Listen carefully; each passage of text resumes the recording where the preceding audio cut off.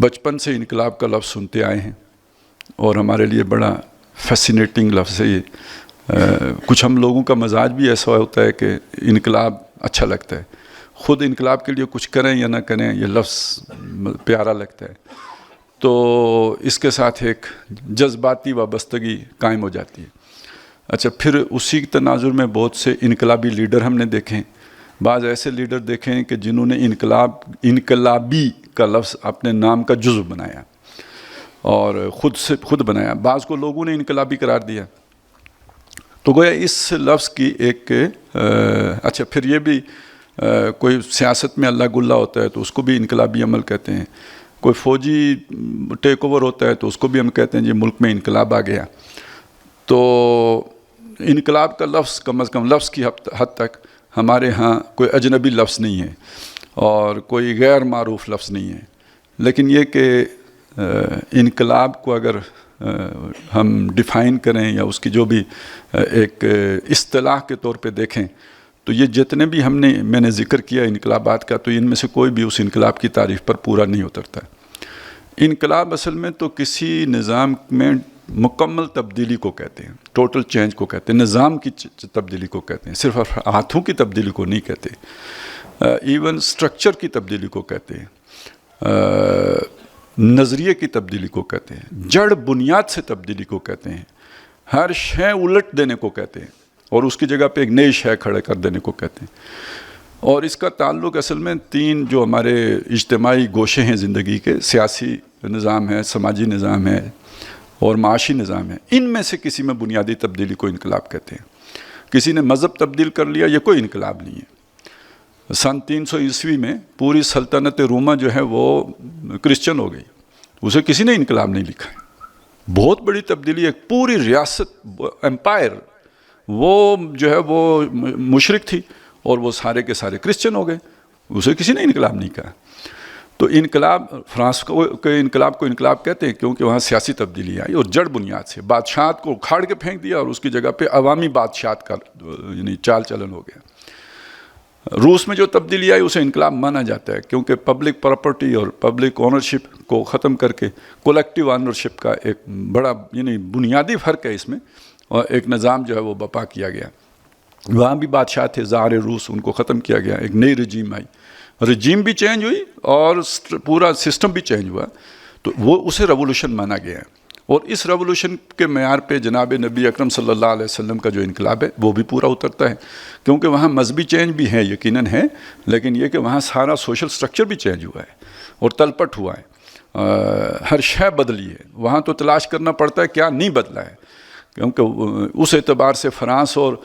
روس کے انقلاب اس کے مقابلے میں جو ہے نا 25% ہوں گے جو نبی صلی اللہ علیہ وسلم چینج لے کے آئے تھے۔ تو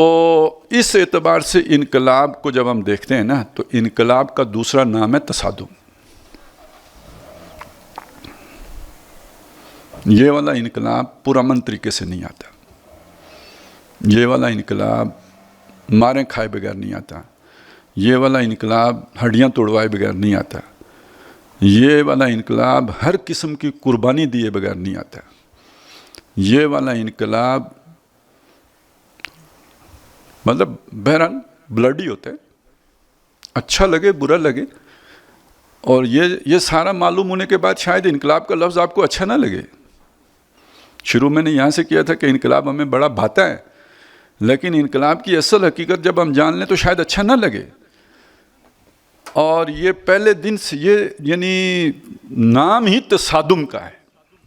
پہلی بات تو یہ سمجھ لیجئے۔ اور دوسری بات یہ ہے، یہ اس تصادم کا آغاز کون کرتا ہے؟ کہنے کو فرعون نے کیا، کہنے کو مشرکین مکہ نے کیا، لیکن محمد الرسول اللہ دعوت ہی نہ دیتے صلی اللہ علیہ وسلم۔ موسیٰ علیہ السلام اٹھ کے مطالبہ ہی نہ کرتے کہ بنی اسرائیل کو میرے ساتھ جانے دو، تو فرعون کو کیا پڑی تھی کہ وہ ان کے پہ تشدد کرتا ہے؟ اور نبی صلی اللہ علیہ وسلم نہ کھڑے ہوئے ہوتے تو نظام تو چل رہا تھا نا، امن تھا، لوگ بھائی چارے سے رہ رہے تھے۔ اس معاشرے کے اندر جو تصادم کا آغاز ہے وہ تو اس دعوت سے شروع ہوا ہے جو محمد رسول اللہ صلی اللہ علیہ وسلم نے پیش کیا۔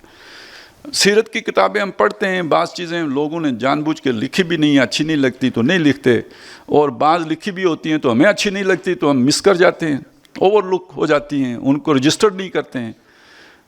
یعنی اگر آپ مشرکین مکہ کے نقطہ نظر سے دیکھیں تو ان کا تو سارا بلیم نبی صلی اللہ علیہ وسلم پر یہ ہے کہ انہوں نے ہمارے گھروں کے اندر جھگڑے کھڑے کر دیے۔ ابو جہل نے جو آخری بھی دعا مانگی ہے، یعنی وہ بھی اللہ سے دعا مانگ رہا ہے، غزوہ بدر سے پہلے ابو جہل بھی دعا مانگ رہا ہے کہ اللہ کل اس کو رسوا کر دینا جس نے ہمارے رحمی رشتے سب سے زیادہ قطع کیے۔ اب اس دعا کے اندر ایک الزام ہے نا، اس دعا کے اندر اللہ سے ایک شکوہ ہے، اور وہ الزام کس کی طرف ہے کہ ہم میں سے اس کے خیال میں رحمی رشتوں کو قطع کرنے والا کون ہے ہم میں سے؟ وہ اس کا خیال ہے کہ نبی صلی اللہ علیہ وسلم ہے۔ اور یہ امر واقعہ ہے کہ کیا کلمہ پڑھنے کے بعد ماں سے بیٹا جدا نہیں ہو گیا؟ کیا بھائیوں کے درمیان جو ہے وہ دشمنیاں نہیں کھڑی ہو گئیں؟ کیا باپ بیٹے کے درمیان تناؤ اور ٹینشن نہیں پیدا ہو گئی؟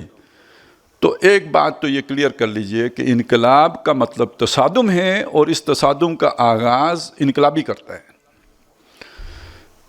وہ اپنی اس دعوت سے کرتا ہے۔ جب وہ انقلاب کی بات کرتا ہے تو انقلاب اگر اس کا نظریہ صحیح ہے، واقعی انقلابی ہے، تو اس کو برداشت کیا ہی نہیں جا سکتا، ریٹیلیشن ہونی ہی ہونی ہے، اس کا جواب آنا ہی آنا ہے۔ البتہ چونکہ انقلابی نظریہ ایک بالکل نیا نویلا بالکل ایک نئی بات ہوتی ہے، تو جو لوگ ٹھنڈے پیٹوں اس پر غور کرتے ہیں انہیں لگتا ہے کہ یہ بندہ، اس کا دماغ ٹھیک نہیں ہے،